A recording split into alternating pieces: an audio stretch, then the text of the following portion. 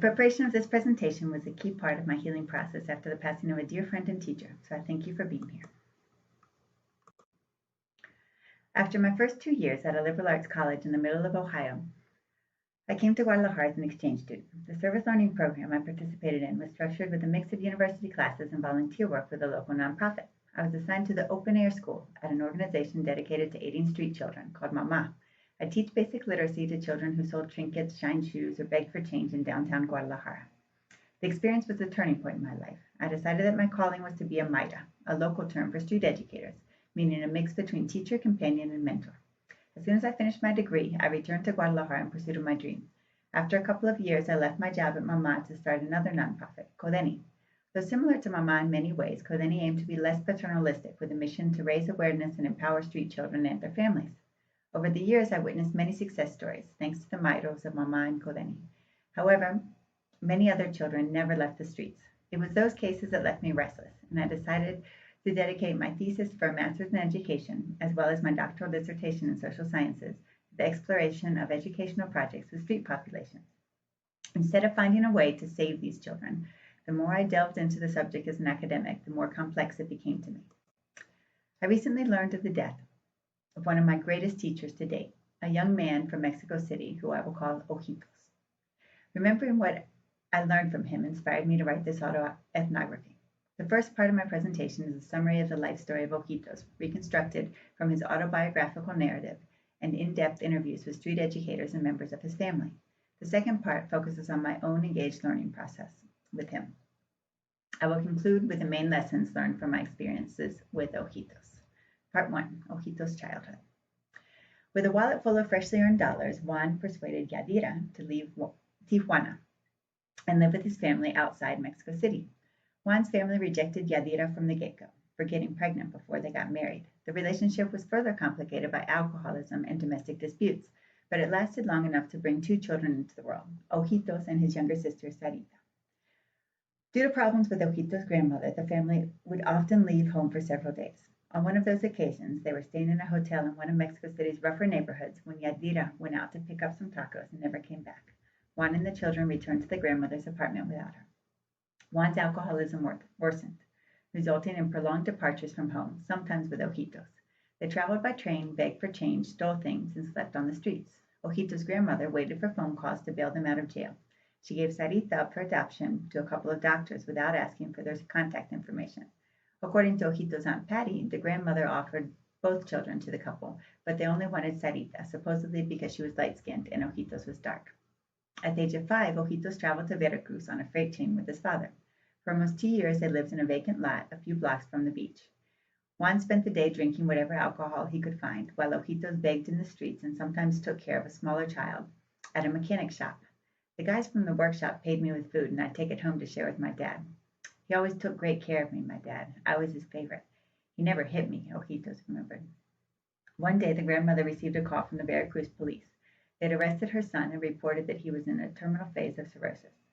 Ojitos was sent to live with a great aunt in the state of Puebla. Juan lived for 6 more months, but he died without the opportunity to say goodbye to his son, who was then 8 years old. Ojitos didn't adjust to the home in Puebla and was sent back to Mexico City to live with his Aunt Patty and Uncle Hugo in the same apartment complex with his grandmother. Hugo and Patty worked at a table dance, and their oldest daughter would look after her younger siblings and Ojitos at night. One day, Patty found out that Ojitos had asked a younger cousin and a neighbor to take off their panties. She and Hugo decided that he could no longer stay there, and his grandma didn't want him either. Since I couldn't take care of him, I had to look for another option, explained Patty. And a friend who lives in Mexico City said, "Send him to me. I've got all boys, so there won't be any problems." Thus, Ojitos went to live with the Guzman family, with a lot of resentment towards his aunt and uncle for having given him away. But he soon began to adapt to the new home. "The Guzmans were really good to me, but they never loved me as much as their own kids," he recalled. He lasted several years in their home, but eventually the Guzmans became exhausted by his teenage rebellion, and shortly after his 14th birthday, they left him at Casa Alianza, a nonprofit for homeless children in Mexico City. There, Ojitos quickly joined a group of kids from the streets. "We escaped Casa Alianza at least 5 times. We stay outside the Justice Department, by the horse statue, and El Zarco, but they always let us back in," he remembered. A year after his arrival at Casa Alianza, a social worker tried to reintegrate him into the Guzman family. Despite not having a birth certificate, he'd been enrolled in an open elementary school program. He returned with a plan to study and receive follow-up visits from the social worker. At the time, Mr. Guzman was working in the United States and sent a DVD player to the family. It was really cool, Ojitos remembers. There weren't any of those in Mexico yet. He took it to school to show it off and lost it. Afraid to return home without it, Ojitos decided to stay with one of the groups on the street that he'd met when he'd escaped from Casa Alianza. He never saw the Guzmans again. Soon after his arrival to the streets, Ojitos met 13-year-old Kika. Outside the Justice Department on Avenida Reforma, they quickly became more than friends. However, they began to have problems at that location. The cops would take our things. They didn't want us there anymore. A dude who's in prison now, he was the one who showed me the Garibaldi, a vacant building near the Mariachi Plaza in the neighborhood of Garibaldi. It was going to be safer for Kika there because not so many people could get in. For the next 4 years, Ojitos and Kika recognized the Garibaldi as their main residence. From there, they created a network made up of churches, nonprofits, restaurants, and vendors in the area who would give them free food and clothing, as well as cheap hotels when they needed a break from the streets. Nearing adulthood, Ojitos had several run-ins with the law. The first was at a public shelter. You know the old people who sit by the entrance in the wheelchairs? Well, they left one outside one day and we took it. The security guard thought that my friend was disabled and we told him that we were going to the store. We knew a guy who was really crippled, not far from the shelter, and we sold him the chair for $3. The second problem was for stealing a tank of gas. One day, another guy who was staying in the Garibaldi showed up with a stove and some meat. All that was missing was the gas, and we'd make ourselves a super dinner. Ojitos remembered. You can jump from the Garibaldi to the house behind, and that's where we saw the tank. We got it, but there was just one problem. The house belonged to a cop. On both occasions, Ojitos was locked up for less than 3 months in a youth detention center. Partway through my documentation of his life story, Ojitos was arrested for stealing a discman. But this time he was prosecuted as an adult. For being a first-time offender, after 3 months in prison, the judge reduced his sentence to 2 years, 8 months, and he was released on parole. When he arrived at the Garibaldi, Kika was not there, and no one had seen her in more than 2 months. It was rumored that she'd gone with a guy from another group and was prostituting herself on Avenida Reforma. Others said that she'd been stabbed in Tepito and was dead. Ojitos hit rock bottom. He spent 3 weeks smoking crack in the Garibaldi until Mairo Samuel found him and started working with him again. Part 2. Ojitos and the maira. This was when my relationship with Ojitos changed and I began to act much more like a maira than an ethnographer. First, I helped search for Kika. Ojitos and I distributed missing persons flyers with their photo to nonprofits and other spots frequented by street youth, as well as to the Human Rights Commission. Also, along with Samuel, we began to design a plan for a new start off the streets for Ojitos. He stopped smoking crack and participated actively in the nonprofit where Samuel worked. We knew that sooner or later he would be arrested for violating his parole contract if he stayed in the Garibaldi. Since I've already missed appointments, if I go to the parole office now, they'll lock me up again, he argued. Furthermore, we all agreed that he would never leave the streets if he stayed in Mexico City. Therefore, we began a plan for a fresh start in Guadalajara.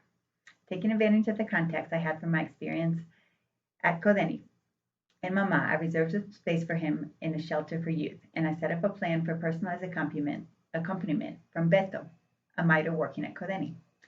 It was agreed that Ojitos would go back to Guadalajara with me as soon as my fieldwork period ended. However, 3 weeks before the departure date, he was rearrested. I negotiated his release on bail with the judge, including the change of venue for his parole process. At 11 p.m. the night before our departure date, Ojitos left the prison for a second time. In less than a month, I would begin another stage of my fieldwork for a semester in Rio de Janeiro, Brazil. But Ojitos was committed to the plan. He began to work at a print shop owned by Mairo Beto's family, and he was well liked by the staff at the Guadalajara parole office. While in Rio, Beto sent me weekly reports about Ojitos, and the first ones were very positive.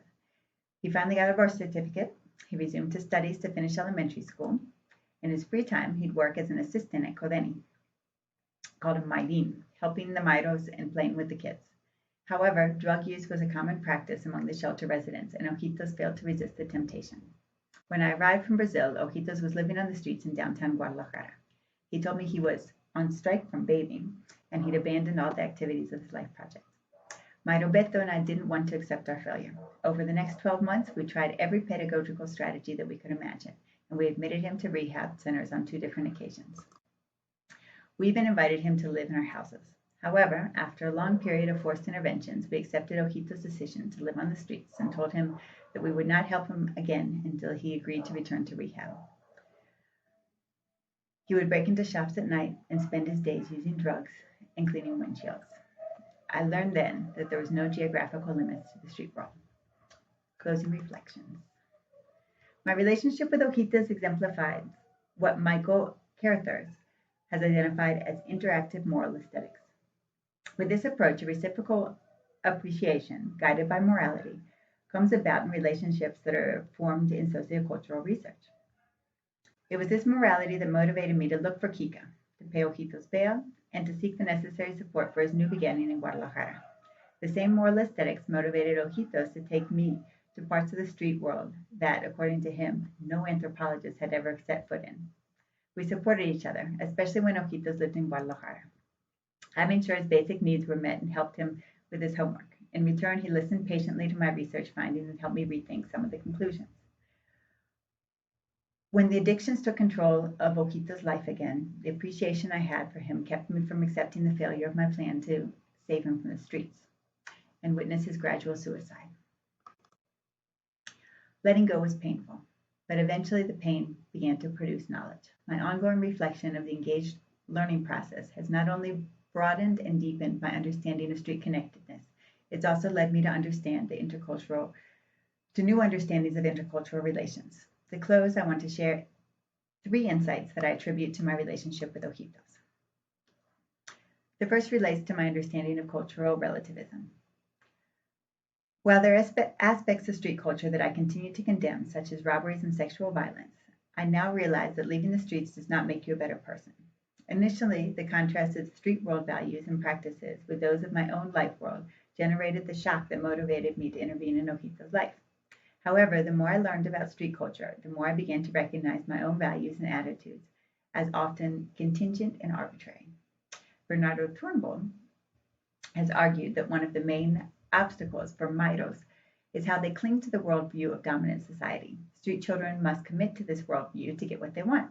Ultimately, this was part of my mistake when I tried to help Ojitos. The second insight is related to the relativism of how violence is experienced. Shortly before accepting the failure of my intervention with Ojitos, he arrived to my house around midnight, bleeding from the head. He told me that he was watching cars parked outside a bar downtown when some guys came to take over the block. The confrontation escalated into a fight where a bottle was broken over Ojitos' head. I thought he'd hit rock bottom and was going to accept my invitation to go back into rehab. However, he just rinsed off his head and limped back out the door. It's the blows of street life, he told me. Don't worry about me. Here I realized that violent acts affect each person differently.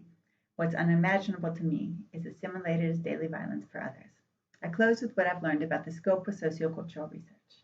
As academics, we generally focus on the contributions to a field of knowledge. But when we recognize interactive moral aesthetics, our appreciation for the other in our research projects and our commitment to their well-being becomes more relevant. The categories of activist, mairo, and researcher need not be so rigid, considering that all 3 of these roles should be guided by the same moral sense. Consequently, action research projects, which involve participants with diverse profiles, offer a much greater impact than traditional methods focused solely on the production of knowledge. Perhaps the most radical insight that resulted from this engaged learning experience is how much more I learned after I stopped trying to be a researcher and acted as a maira. Thank you for your attention.